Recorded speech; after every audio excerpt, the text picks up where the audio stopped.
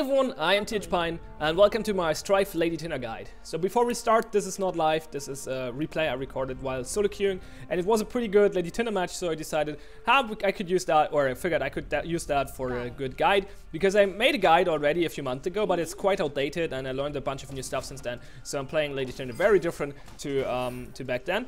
And so yeah, let's talk about her, shall we? So Lady Tinder is a support hero. Support heroes in Strife, though, play a bit different than in most other MOBAs, mainly because they get more gold. They get the same amount of gold than everybody else in the team. A, because you have gold sharing, and B, because you don't have to buy wards. So you get a lot of gold, which means you get a lot of items, which means you can have a lot of impact on the game. Or as much impact as your teammates can. So support is a lot of fun in Strife, in my opinion.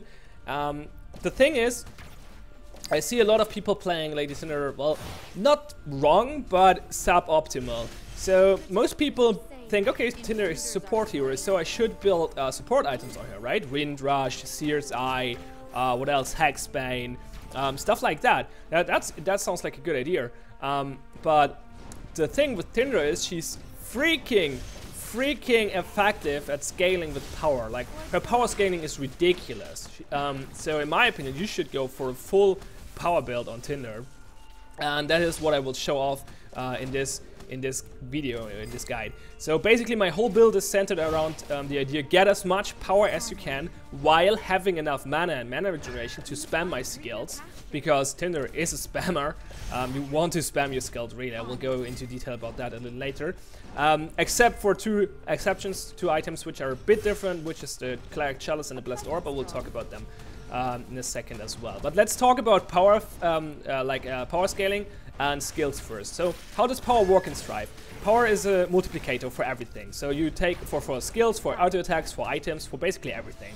We got a nice kill there, by the way, if you didn't notice. And that Trixie survived barely. So basically, how does it work? You take the base stat, whatever it is. If it's a heal, then the base heal amount. If it's a damage skill, then damage, the base damage. Multiply it with your power and divide it by 100. You have to keep in mind that your power is starts with 100. So in the beginning you have the power factor. Power divided by 100 is 1. So everything deals just the base damage. If you get 100 extra power, you have 200 power, and everything deals double damage. So, or double heal or double shield or whatever. So basically, how good a hero scales with power depends on how many active skills he has, or how many skills he has that benefits from power. And how high the base stats of those skills are. So let's take a look at Tinder's skills, shall we? So first off, we have the Bind Reach, which is a stun. You saw it a couple of times on the screen already. It's quite hard to hit. If it hits, it's pretty deadly. The stun is pretty good. The damage is pretty decent as well. But it's mainly used for zoning, to be honest. At least in the early game, as long as you don't have rocket boots. This skill is scaling with power, not super good, but it scales with power because it has damage that scales with power kind of okay. It's not super high there, so this is not the reason you got power. But let's go to the Tinder Touch. So the Tinder Touch, you target an ally with it and it jumps to up to 3 more allies and heals them. Or you target an enemy with it and it jumps to up to 3 more enemies and deals damage to them. The stats on this skill are pretty high. 175 base damage or 150 base heal. Jumps to multiple targets, so it hits multiple targets. So you have to multiply this up to 4 times. Well, a little less because the effect is diminishing on each bounce, but anyway. And this completely scales with power. And this skill is in general a very important skill. It's your bread and butter skill on Tinder. You use it for poking, you use it for pushing, you use it for healing, obviously, to sustain to your allies, to save your allies. In the laning phase, you mainly want to use it to hit the enemy hero, so it pokes and jumps to the brawlers and pushes at the same time. So that's the main goal of the Tinder Touch in the laning phase. Or heal your ally if he's getting really low, or yourself. Then we have the Stonebark Shield, which is a shield which lasts 6 seconds, give a pretty decent damage reduction, which scales with power quite well actually, because it's a quite high base stat again. And it gives a ridiculous amount of attack speed to the target, which can be very useful if you put it on an AD carry, or on your ultimate, which is the Nature's Fury, which is a big plant or a mini turret you put down on the ground, which auto-attacks for a few seconds, and has a ridiculously high base attack damage, which scales with power. So there I saved myself, by the way, with Shield and Tinder Touch, and then bind with the other Tinder so she cannot deal any more damage to me, and survive the situation thanks to that. And as I said, so the Nature's Fury has a high base damage. What did I say about base stats? Right, the higher the base stat, the better the power scaling. So we have 4 skills, which all scale with power, and most of them very well, especially Nature's Fury and the Tinder Touch, because high base damage and jumps to multiple targets. So both scale really, really well with power. And going for power is really, really important in this. So that's, by the way, the best use for Nature's Fury. You put it down at the turret or generator, or board your Sandara actually. Use the Stoneblock Shield to boost up his attack speed and try to take out the objective. Here I'm trying to save that Trixie. I'm not sure if she's getting away. I don't think so. No, she's going down. I'm actually going down as well because I did not manage to dodge the bindweed here. So that was not perfect, but well, the lane was going pretty good so far. I'm MVP, so that's good. Yeah, as I said, it has a very high base damage, so giving it attack speed is very, very strong, and it increases the DPS quite a bit of that ultimate, because the base attack speed is pretty low. So giving it the shield is very, very useful. Anyway, so that's the reasons why I go full power mostly. So 2 exceptions. The first exception is the Cleric Chalice, which I get right at the start. So the Cleric Chalice gives you... Well, let's talk about another topic first. So all those skills are active. All those skills have fairly low cooldowns. All those skills have fairly high mana cost, which means you need a lot of mana regeneration, a lot of mana on Tinder. I experimented around over the course of a lot of games and tried to figure out how much mana regeneration and mana I need. That was a nice bindweed on a Caprice, by the way, to always sustain my mana and always being able to use my skills. So the Cleric Chalice is proud with the Mana Stone, Clarity Stone, which gives a lot of mana regeneration, and gives mana regeneration by itself as well, and it heals you for 30% of your mana spent. So why is that a good thing? Because you're spending a lot of mana on Tinder. So you're healing quite a bit from the Cleric Chalice. You could argue that you should not get a sustain item on a hero who has sustain skills already. But the thing about your sustain is that it's the Tinder Touch. And the Tinder Touch is not only sustain, it's damage as well. So the more you can heal from the Cleric Chalice, the less you have to use your Tinder Touch for healing, the more you can use your Tinder Touch for poking and pushing. So that's my logic behind the Cleric Chalice. And as I said, you need the mana regeneration. You can build a different... I'm actually experimenting around a bit with other builds right now, which do not include the Cleric Chalice. But so if you don't like it, feel free to not get it. Maybe try Fellblade, Shiv, Rocket Boots, for example. Not a terrible idea. Or Glacial Gem, actually, instead of the Cleric Chalice might work as well. But I go Cleric Chalice because I think it's amazing on Tinder. And yeah, so much about that. So next item is the Crystaline Shiv. The Crystaline Shiv gives you a lot of power and mana regeneration based on your health bar. So basically, if you need mana regeneration and power, and has a way to, and you're not super low most of the time, then Crystaline Shiv is one of the most gold efficient items in the game. If not the most gold efficient, actually. The thing with Tinder is you have a heal and a shield, so most of the time you're pretty high on health. So you get the full power, the full bonus, and you need, as I said earlier, mana regeneration and power. So perfect item, get it second. In some lanes you want to get tier 1 boots, or maybe even tier 2 boots before you get the Shiv, because you need to dodge skill shots and stuff. I'm trying to catch this ace here, but not quite in range.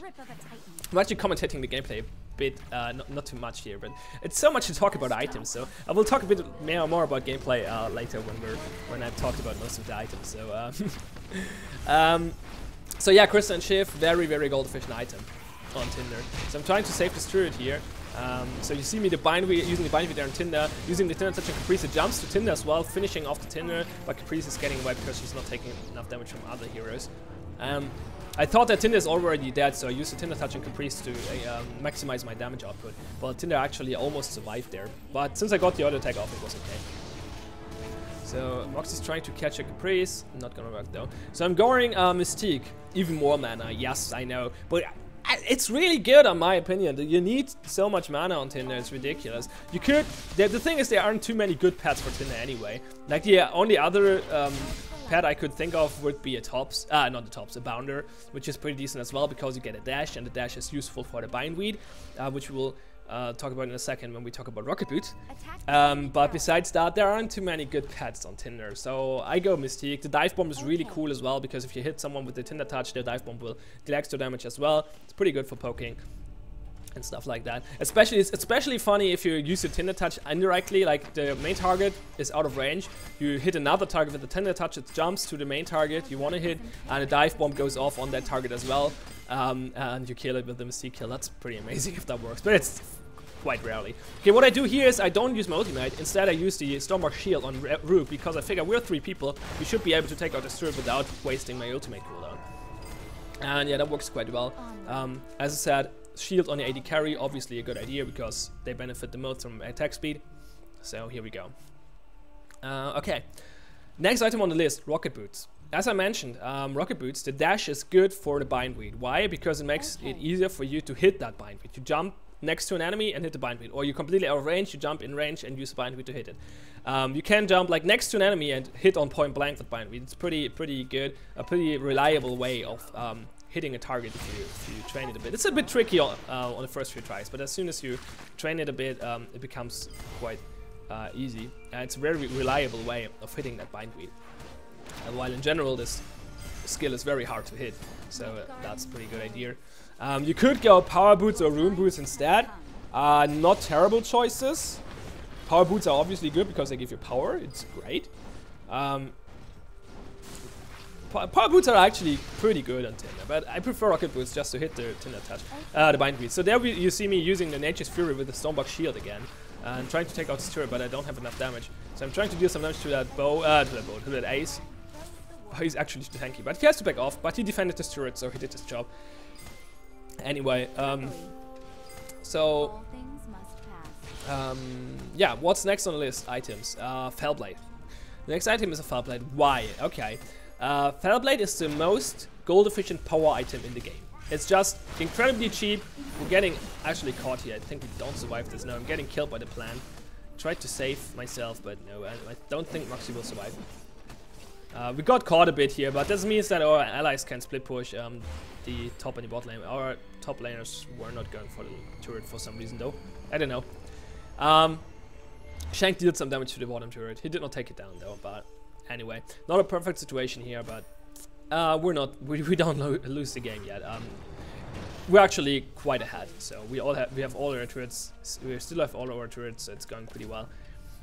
So yeah, as I said, Fellblade, the most gold efficient power item in the game. It gives you 14 power if you use the default recipe, and it costs around 730 or 750 gold, I think. That's super cheap. It's the best, yeah, the most gold efficient power item in the game. It's not very slot efficient, obviously, because it's a very small item, so I fill up my item slots. But since we're quite early in the game, I still have 4 slots, or 3 after the Fellblade. I don't think too much about my slot efficiency yet, and just try to get good items, gold efficient items for now. So we're dodging back here and trying to not get caught by that ace. So yeah, in the end, in late game, you can just sell the Fellblade again and buy something more expensive. Yeah, let's talk about crafts really quick because I forgot that. I have to Cleric Chalice craft with the Mana Zone, as I said, and Youth. Because Youth is just, it increases the effect even more, which is good because the effect is pretty strong. And I'm trying to save Rook here, but I'm not getting in range for the Tinder touch in time, so he goes down. I'm not sure if he would have survived with the Tinder touch, to be honest, but I could have I at least wanted to try, but it was not enough. I have the default Crystaline Shiv. You could go full power. I think you could skip that clarity shot there and go full power, but you have to be a little bit more conservative with your mana regeneration then, especially as long as your Crystaline Shiv is not finished yet, because I normally go Cleric Chalice, Clarity Shard, and then the 2 power shards, and then the Crystaline Shiv. So, yeah, you can craft it with full power, but you have to be a little bit more conservative. I actually want to experiment with that, but I didn't craft the Shiv yet, mostly because I don't have the elixirs for it. Same goes for the Fellblade. It's just a default Fellblade. It's pretty good. It's okay. So yeah, Fellblade. Okay, the next item. Now it gets interesting. So the next item whatever I do, the next item has to include max mana. And I did the math, and I added up the mana costs and thought about how often I want to use my skills and teamfights and stuff like that. And I did add up the mana, and I came to the conclusion that I need around 150 extra mana, so 1 mana crystal. So the next item, whatever it is, will be crafted with 1 mana crystal and then full power. So let's talk which items could we get. So for power, following items spring to mind. Grimoire, Power Conduit, Hexbane? No, not Hexbane, sorry. Hourglass, there we go, Hourglass.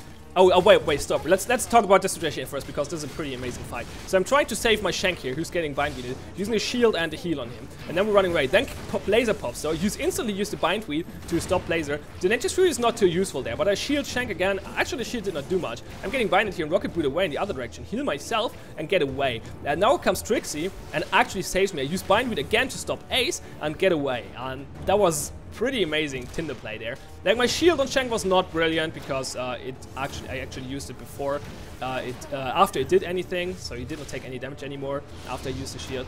And the Nature's Fury was kind of a waste, but I just panicked it down because there were so many enemies and I wanted to get away, so I wanted to distract them a bit, or at least deal some damage. But we also survived and we got a kill on Caprice, so that's pretty good. Actually not sure who killed Caprice, but yeah. So that's pretty amazing. So which items were we talking about? Grimoire, Power Conduit, Hourglass, or Diadem? Some people might argue now, hi, Diadem, that's not a power item, that's a mana item. Nope, you're wrong. So if you check the recipe of the Diadem, it only gives power. Based on your max mana, yes, but it only gives power. Or Shank disconnects, he will reconnect later, I will just fast forward a bit. The components of the Diadem, they give mana, but you can replace them with crafting. And you should, because mana Diadem is pretty bad, mostly. There we go. So, okay, Grimoire. Why would I not get a Grimoire? Reason for that is...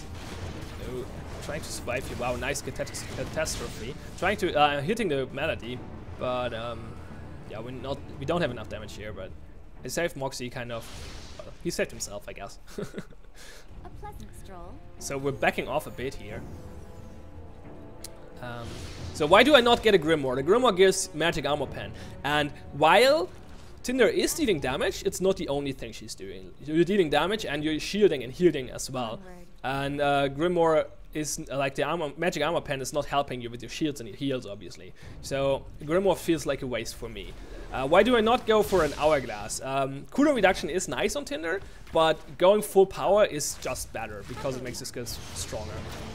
Bindweed hits on Melody here. Moxie and Trixie are dealing a lot of damage. I'm shielding Trixie here because she's getting attacked by Blazer. And then I use the Bindweed, there we go, on Blazer. I watched the replay already if you didn't figure it. And now we're trying to catch up Blazer and I actually misclick, don't get the auto attack off. She's tricking us a bit. But yeah, you will just see what happens now. So Trixie's trying to get her to block this path, but then Blazer pops up there. And then Trixie throws a pot. And that's bad, that Blazer. So that worked. Anyway, so yeah, Grimoire feels wasted for me. Hourglass, cooldown reduction as I said is not bad, but it increases your mana problem because you're using your spells even more frequently. And just going full power or more power is just a bit better on Tinder. Yeah, I'm trying to save my Trixie there. Kind of works, I guess. Well, her Kirk and Curse mostly saved her and mad damage of Moxie. And Trixie is sniping another kill here. Bam. Pot shot. Anyway, I'm trying to take out this turret. I'm not sure if I used my ultimate. I don't think so. Yeah, that was that spawn. That was really badly played by me. I just didn't realize I'm getting stunned there and got stun locked. So, yeah. That was a bad example of not getting caught. Anyway, I'm interrupting myself. So, yeah, no Grimoire, no Hourglass in my opinion. So, Power Conduit or Diadem? I just did the math. It's the easiest thing to do. I compared the the Diadem without an enchantment and those components, like one mana crystal and the rest power, and compared it to the Power Conduit of Might, I think it's called, the one that gives you plus 8 power for 100 gold, but removes the mana regeneration effect. and just did the math, and the Diadem is in this build, for this hero, in this situation better. Not in general. Most of the time the power conduit is a little bit more gold efficient, but in this spot, Diadem is a bit more gold efficient because I have a pretty big mana pool now, over 500. And that just makes the Diadem a very gold efficient power item. I'm using my rocket boots there to hit the bindweed, but we cannot really follow up on this. So we retreat under our turret. And yeah. Moxie's getting caught there, I cannot save him. So Diadem is a bit more gold efficient, and on top of that it will get even more gold efficient the more I level up, because I get more max mana. Not by much though, because you only get 10 max mana per level, but anyway. Sorry. And another bonus is the item is smaller, so I will get it earlier. So I get the effect faster. While when I build a power conduit, I have to stack components first, which are not very gold efficient and are not very good items. So as long as I don't finish up the power conduit, I'm in a disadvantage. While I finish up the item, the Diadem way earlier than I would finish up the power conduit. Yeah, I used the bindweed very well there, got another kill. Well, I didn't get the kill, but someone got the kill. Trying to save Trixie here using the shield and the Tinder touch. It worked, and got the bindweed on ace as well. So you see me in those teamfights. I'm pretty proud of this match. I have to be honest. I'm saving a lot of teammates, hitting a lot of bindweeds. It's working out quite well. So yeah, I'm going for the Diadem. You probably imagined. Yeah, you probably figured out yet.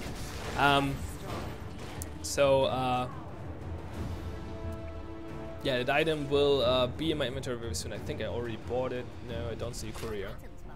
There it is. There we go. Yeah, I got the Diadem. It's default, well, not a default Diadem. It doesn't have an enchantment. It has those components. As I said, I need a mana crystal, and then the rest is power. And now I normally would go for the power conduit, normally, because it's the next best power item, or gold efficient power item, which I don't have yet. But there's one item, there's another exception I talked about at the beginning of the video. And that's the Blessed Orb. I will talk about this after this team fight. So we're getting kind of caught here, I guess. I'm saving my Shank here quite a bit. Well, I don't save him, but I prolong his life with the Stonebark Shield and the Tinder Touch. Rook is actually getting away. I'm using the Bindweed here, which cuts the Caprice, and I throw an out attack to kill her off. And Moxie barely survives. I'm quite out of mana, but I have enough to... there we go. Wait. I have enough for... Agaf, damn it. The situation was a bit different than I had it in my mind. There we go. I had enough for a shield and a Tinder Touch here to save Rook, and he kills off the Melody. There we go. Yeah, it was a pretty good fight for us again. And we got Crystaline. So, yeah, Blessed Orb. So Blessed Orb increases your heals and your shields by 15%. And that's on top of everything you got already. So, if you get a Blessed Orb, your shield will be the base amount of your shield, so that's 215. Multiplied with your power factor. We're around 200 power, I think, right now. Let me double check. Not yet, but as soon as I get the Blessed Orb, I'm at 210 power, I think. So base multiplied with power factor, multiplied by 1.15, or added up, increased by 15%. So the higher your base damage or your base stats and the higher your power factor, the more efficient your Blessed Orb. So in my old guide, I actually was rushing Blessed Orb, because Blessed Orb is super efficient when it comes to your Tinder Touch and your Stonebark Shield. Those skills just get really good support skills when you get a Blessed Orb. The Blessed Orb is just really good if you only look for heals and shields. 50% is quite a bit. It doesn't sound too much, but it's really good, especially for the price. The thing is, Tinder is not only about shields and heals. Tinder deals damage as well, especially with the ultimate, but with the Tinder Touch as well, and sometimes with the Bindweed as well. So you cannot completely ignore your damage output.